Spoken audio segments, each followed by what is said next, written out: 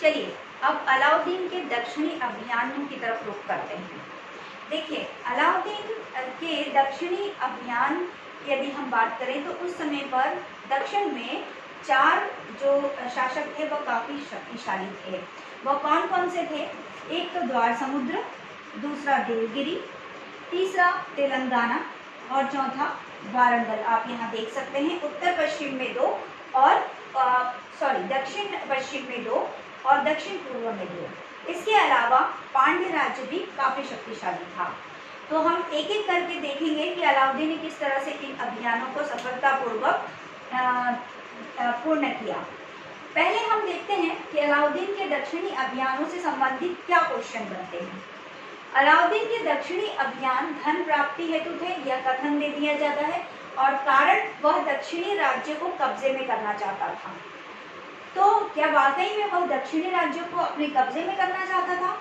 नहीं, यहाँ पर इतिहासकार के.एस. लाल कहते हैं कि वह दक्षिण भारत पर कब्जा नहीं करना चाहता था, सिर्फ धन की लालसा उसे दक्षिण भारत के अभियानों की तरफ अग्रसर करती है। देवगिरी के शासक द्वारा दिया गया धन उसे सुल्तान बनाता है और बाकी अभियानों से जीता गया या लूटपाट से जीता गया जितना भी धन है वह उसे सुल्तान बने रहने में और अपने साम्राज्य विस्तार में मदद करता है। तो इस तरह से इतिहासकारों का कहना है। और यहाँ पर हम एक बात और देख सकते हैं कि अलाउद्दीन ने सिकंदर सानी की उपाधि धारण की थी। यहाँ पर यह हम देख सकते हैं कि वह कहीं न कहीं सिकंदर से काफ़ी प्रभावित था। जिस तरह से सिकंदर का स्वप्न था संपूर्ण भारत को विजित करना और लूटना भी, तो उसी तरह से अलाउद्दीन का भी यही एक स्वप्न रहा होगा। तो यहाँ पर जो कथन एक है, आपको ऑप्शन से भी ऐसे दे दिए जाए कि ए व आर दोनों सही है, ए सही है आर गलत है। तो यहाँ पर अलाउद्दीन के दक्षिणी अभियान धन प्राप्ति के लिए थे, बिल्कुल यह सही है, लेकिन दक्षिण भारतीय राज्यों को वह कब्जे में नहीं करना चाहता था। इसका एक कारण यह भी हो सकता है कि वह इतने बड़े साम्राज्य को संभाल नहीं पाता, फिर वह अपनी अन्य नीतियों की तरफ ध्यान नहीं दे पाता।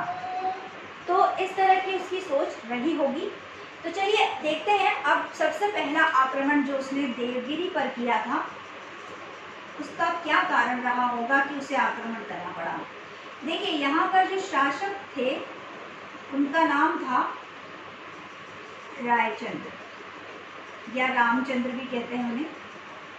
तो अलाउद्दीन ने जब उत्तर भारत अभियान छेड़ा था और गुजरात में आक्रमण किया था, तो गुजरात के जो शासक थे करण सिंह वाघेला, वह आक्रमण के बाद देवगिरी लौट आते हैं, मतलब देवगिरी में शरण ले लेते हैं। तो एक तो कारण ये था कि राजा रायचंद्र ने जो है करण सिंह वाघेला को शरण दे दी थी।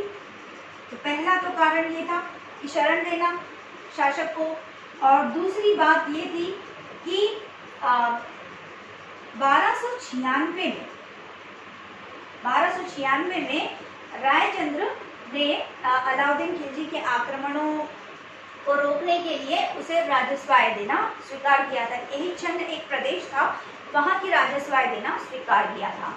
लेकिन 1303 में वह राजस्व देना बंद कर देता है, तो ये दो कारण रहे होंगे देवगिरी पर आक्रमण के।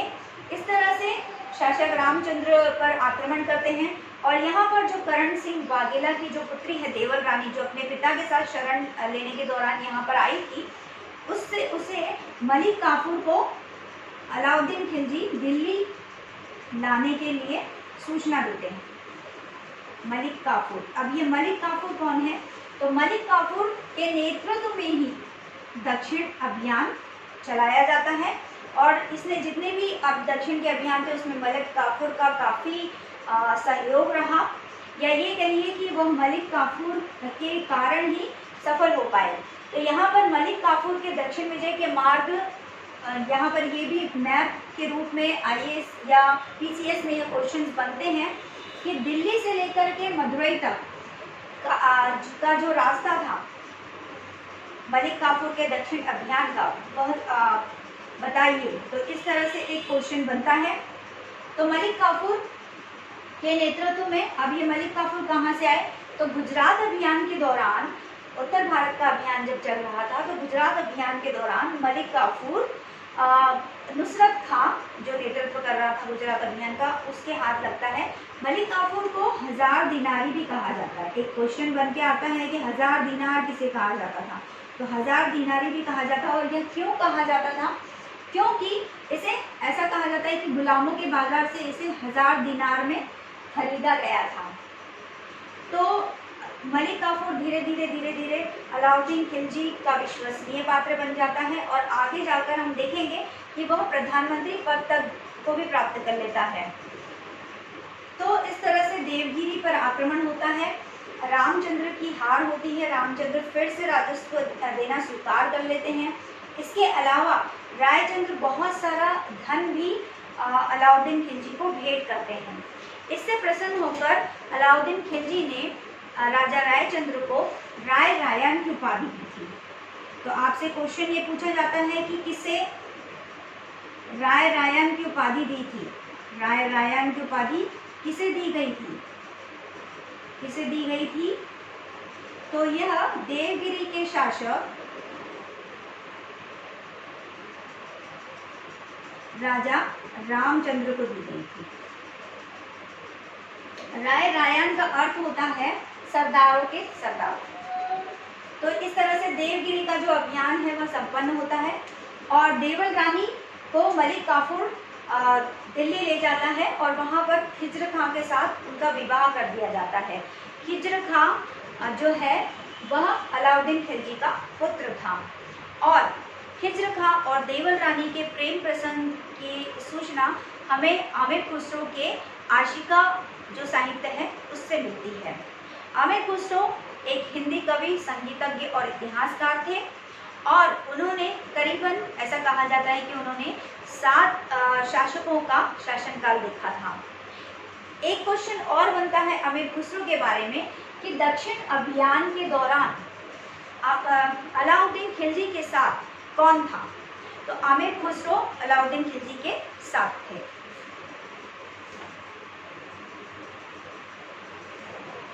आगे हम चलते हैं, देखते हैं दूसरा अभियान अलाउद्दीन खिलजी का कौन सा था। तो दूसरा अभियान था वारंगल का अभियान।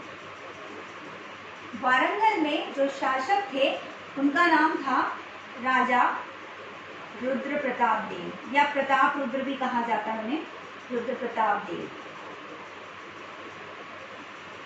रुद्र प्रताप देव पर जब आक्रमण किया जाता है वारंगल में, तो यहाँ पर भी एक कारण यही था कि रुद्र प्रताप ने एक तो नए जो मुस्लिम हैं, जो मंगोल थे, उन्हें नया मुस्लिम कहा जाता था, उन्हें शरण दी थी। एक तो कारण यह था कि मुस्लिमों को शरण, और दूसरा कारण यह था कि उन्होंने भी राजस्व देना बंद कर दिया था। इसके अलावा जो मुख्यतः कारण था, देखिए ये ऑप्शंस में आपको दे दिया जाएगा, लेकिन यदि मुख्य आक्रमण की हम बात करें तो वारंगल का जो मुख्य आक्रमण था, मुख्य आक्रमण का कारण था वह यह था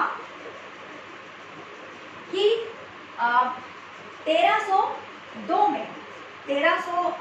में एक बार अलाउद्दीन खिलजी यहाँ पर आक्रमण कर चुका था और उसे बहुत ही करारी हार दी गई थी काकतीय वंश के द्वारा। वारंगल में काकतीय वंश था, बहुत करारी हार दी गई थी। तो यह भी एक क्वेश्चन बनता है कि अलाउद्दीन को कहाँ से, दक्षिण भारत अभियान के दौरान कहाँ से पराजय का सामना करना पड़ा था। तो 1302 में अलाउद्दीन को पराजय का सामना करना पड़ा था। तो उसी से थोड़ा सा अलाउद्दीन जो है वो उसको कहीं ना कहीं ये भी था, उसे हार का सामना करना पड़ा था, तो अपनी हार का बदला लेना था उसे। तो 1307 में वह वारंगल पर आक्रमण कर देता है और वारंगल पर आक्रमण के दौरान राजा रुद्र प्रताप देव काफ़ी बहादुरी से लड़ते हैं और इस तरह से उनकी हार हो जाती है और अलाउद्दीन खिलजी को राजस्व देना वह फिर से स्वीकार कर लेते हैं। तो इस तरह से मलिक काफूर के ही नेतृत्व में वारंगल की विजय भी संपन्न होती है।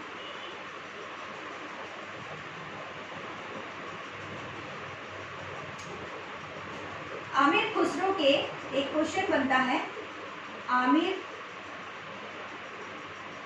खुसरो के किस साहित्य से हमें या किस रचना से हमें अलाउद्दीन के दक्षिण अभियानों की जानकारी मिलती है? अभियानों की जानकारी मिलती है। तो खज़ाइन उल फुतूह, खज़ाइन उल फुतूह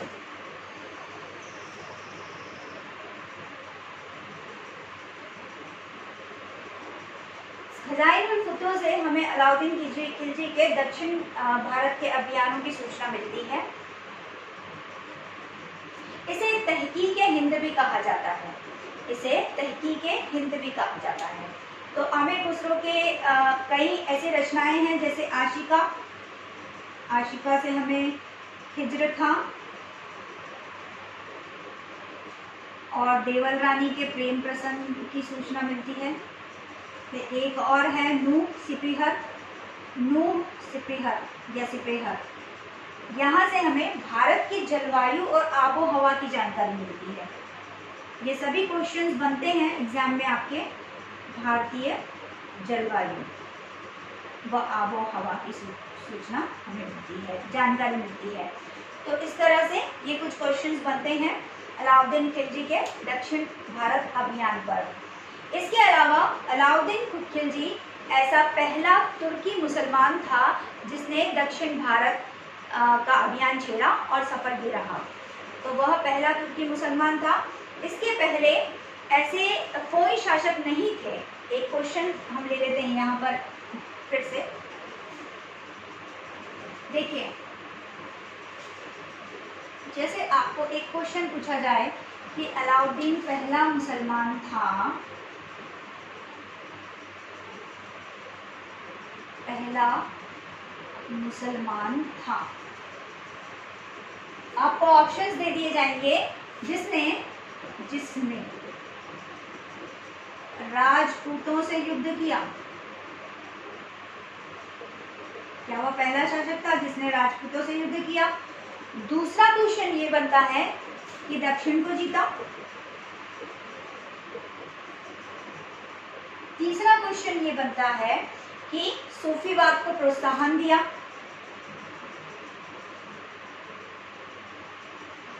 इस तरह से कुछ क्वेश्चंस बनते हैं। चौथा ऑप्शन ये ले लीजिए, जजिया वाला, जजिया कर प्रारंभ किया।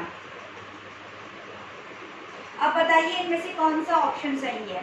तो जी, दक्षिण भारत का जो अभियान था वो सिर्फ और सिर्फ अलाउद्दीन खिलजी, जो एक पहला ऐसा तुर्की मुसलमान था जिसने दक्षिण भारत को जीता था, उसे अपने कब्जे में नहीं किया था, उसे लूटा था, जीता और लूटा था।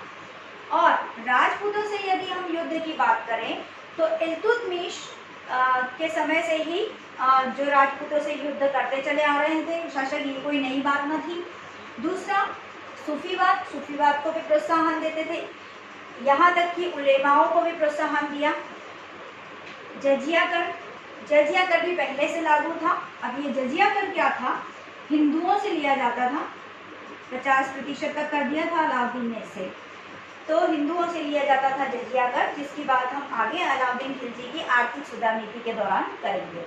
तो इस तरह से अलाउद्दीन खिलजी के दक्षिण भारत अभियानों को हम यहाँ पर देखते हैं। उसके उत्तर भारत के अभियानों की चर्चा भी हम अभी करते हैं।